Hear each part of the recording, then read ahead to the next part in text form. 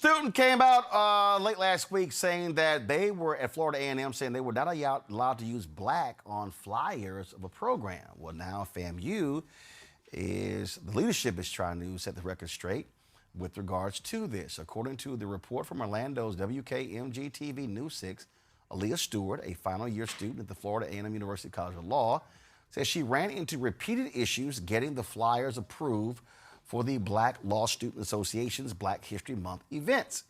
She told the reporter that words like black, affirmative action, and women were flagged and blocked because of Florida's anti-DEI law. As a result, she says her organization was pressured to shorten or remove language directly tied to Black History Month. President Marva B. Johnson, who was appointed to the board by Governor Rick DeSantis, she was a supporter of his, and the board chose her. This is what she said, quote, "As the state's only public historically black university, the word black is central to the mission and identity of Florida A&M University. We take seriously our responsibility to communicate clearly and consistently on matters of law, governance, and public accountability. The university unequivocally confirms that the use of the word black or the phrase Black History Month does not violate the letter, spirit, or intent of Florida Senate Bill 266, Board of Governors Regulation 9.016, or any relevant federal guidance. FAMU is celebrating Black History Month with full support of the Governor, Board of Governors, and state elected bodies. These activities began on February 1st with the opening of a new exhibition at the Meek Eaton Black Archives Research Center and Museum on the main campus. Throughout the month, the university will continue to highlight and honor FAMU historical figures, culminating in our annual Harambe Festival on February 28th.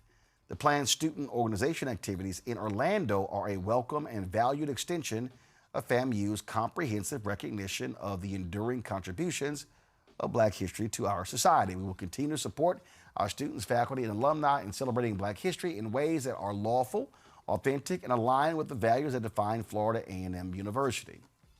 Okay, Cecil Howard, the interim dean of Florida A&M's College of Law, released this. "Dear FAMU College of Law community, I want to address directly a recent media segment involving our College of Law and to ensure you have the facts. Last week, News 6 Orlando reported that certain words, including the word black, had been restricted on Black History Month promotional materials for one of our student organizations. Upon learning this, I immediately met with some of the students involved to provide clarification and to state unequivocally the word black is not prohibited. No such restrictions exist, and none has been directed by university leadership.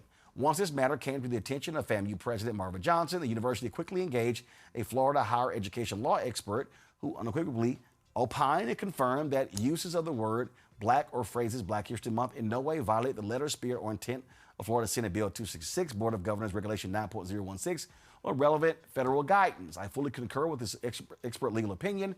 There's nothing in Senate Bill 266 or Board of Governors Regulation 9.016 that prohibits the use of the word black or the phrase Black History Month. These provisions address the expenditure of state and federal funds on programs that advocate for diversity, equity, and inclusion as specifically defined. They do not prohibit the use of any word not black, not women, not affirmative action. The regulation explicitly protects the speech and expressive activity of student-led organizations. The Black Law Student Association is precisely such an organization.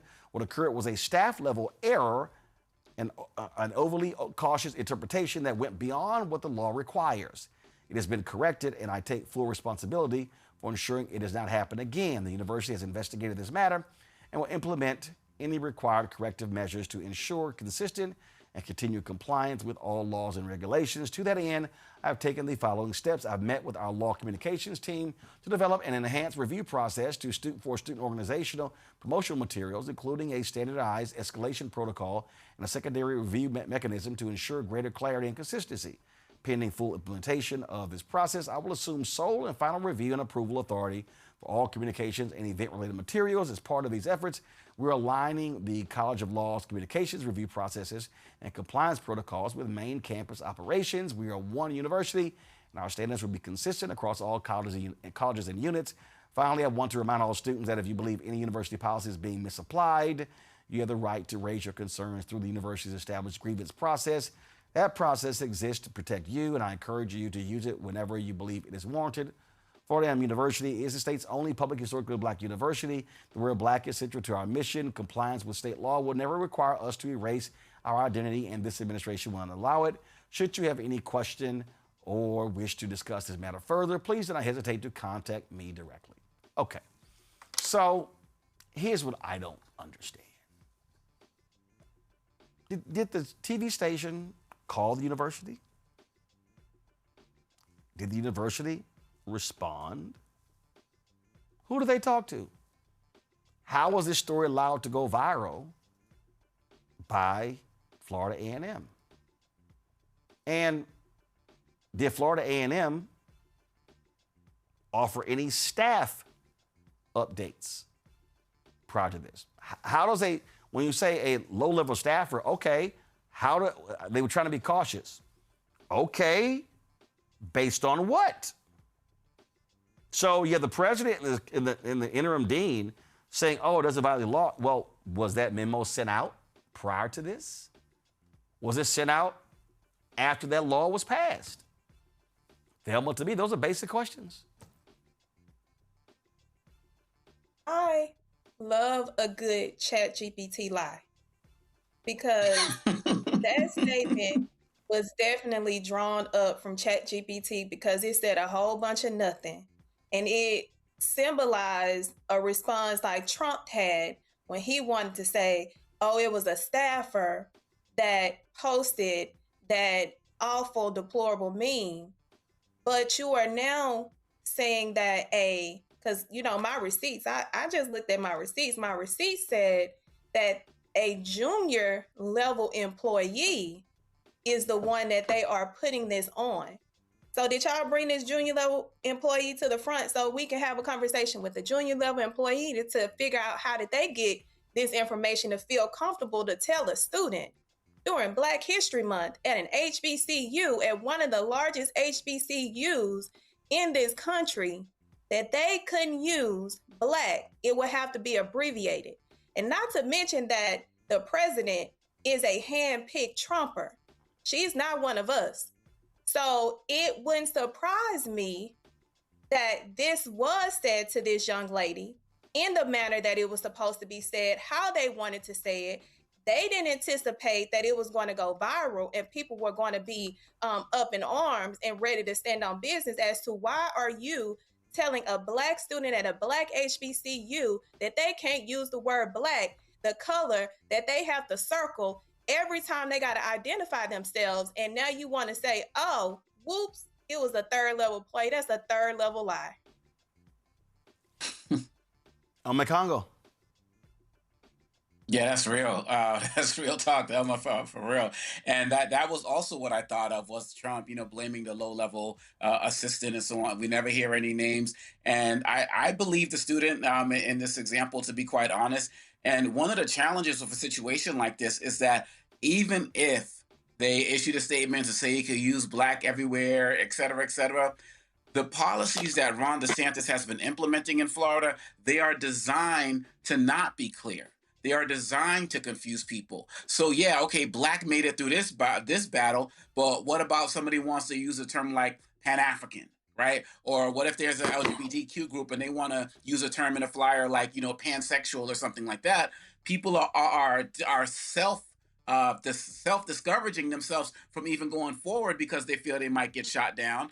Then you have at the next level these so-called junior level employees who feel like certain language can't be used, so they're going to shoot down the student who's not sure. And this is happening in the colleges. It's happening in the corporate spaces. It's also happening in the schools, especially at the K-12 level, where you got the "Don't Say Gay" bills, and people feel like they might get a penalty if they have a picture up of their same-sex partner in their classrooms. The rules are designed this way. The laws are designed this way. So if they can arbitrarily bring people up on charges or fire them or give them other types of fines, and that's part of the problem. And I guarantee you, Roland, that there are students across that campus who are out there trying to talk about other issues and promote other issues, and they've been told that they can't use certain terminology, and they probably went along with it. And this is the same thing that the Trump administration is doing as well. All this anti-Black stuff that he's doing, but then last year he'll have a Black History Month celebration and have like Tiger Woods there, and people are like, well, what's going on? And this is part of the confusion, and I'm so glad that student spoke up. I believe them, and I do believe that also that this is as Thelma said, a third level lie, a junior level lie, whatever that was. I was feeling that. Jolanda?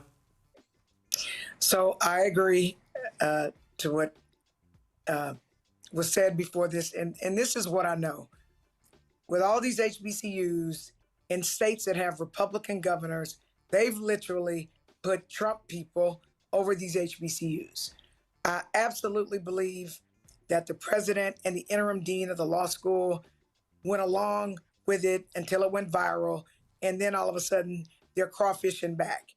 I was listening to the statement, and I'm trying to fix my face because I always get in trouble for not fixing my face. When the interim dean of the law school, who's actually a lawyer, went to a law expert, which you're the dean of the school, so you should be, to be able to interpret something so simple. So I'll say this again. It is a third level, a junior level lie. They intended to get away with it, and they can't. But this is no different, Roland, than the censorship that they're doing with Black press.